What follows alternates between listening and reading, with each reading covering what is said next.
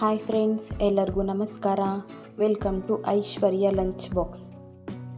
ನಾನಿವತ್ತು ನಿಮಗೆಲ್ಲ ಕ್ಯಾಬೇಜ್ ಪಲ್ಯ ಮಾಡೋದು ಹೇಗೆ ಅಂತ ತೋರಿಸ್ತೀನಿ.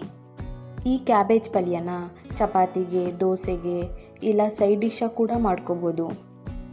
ಇದು ರೆಡಿ ಮಾಡ್ಕೊಳ್ಳೋದು ತುಂಬಾ ಈಸಿ.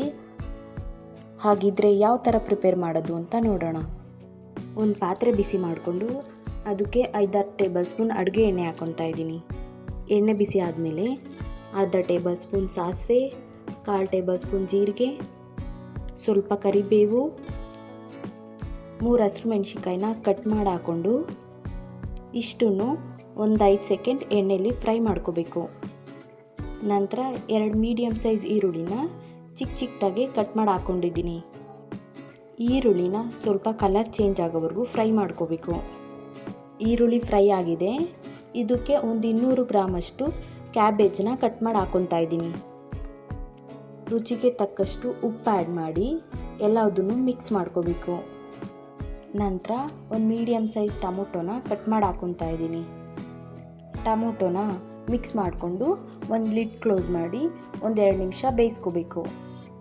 ನೀರು ಹಾಕೋ ಅವಶ್ಯಕತೆ ಏನಿರಲ್ಲ, ಸ್ಟೀಮಲ್ಲೇ ಬೇಯುತ್ತೆ ಇದು. 2 ನಿಮಿಷ ಬೇಯಿಸ್ಕೊಂಡಿದ್ದೀನಿ. ಇದನ್ನು ಸ್ವಲ್ಪ ಅರಿಶಿಣ, ಅರ್ಧ ಸ್ಪೂನ್ ಖಾರದ ಪುಡಿನ ಸ್ವಲ್ಪ ಹಾಕ್ಕೊತಾ ಇದ್ದೀನಿ. ಯಾಕೆಂದರೆ ಹಸಿಮೆಣ್ಸಿನ್ಕಾಯಿನ ಆಲ್ರೆಡಿ ಹಾಕಿದ್ದೀನಿ. ಅರ್ಧ ಸ್ಪೂನ್ ಧನಿಯಾ ಪುಡಿ.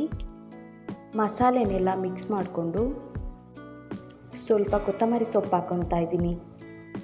ಕೊತ್ತಂಬರಿ ಸೊಪ್ಪನ್ನ ಬಾಡಿಸ್ಕೊಂಡಿದ್ದಾದಮೇಲೆ ಲಿಡ್ ಕ್ಲೋಸ್ ಮಾಡಿ ಮೀಡಿಯಮ್ ಫ್ಲೇಮಲ್ಲೇ ಬೇಯಿಸ್ಕೋಬೇಕು 2 ನಿಮಿಷ. ಫೈನಲ್ಲಾಗಿ ಬೆಂದಿದೆ ಇದು. ಇವಾಗ ಫ್ಲೇಮ್ ಆಫ್ ಮಾಡ್ಕೊಂಡಿದ್ದೀನಿ.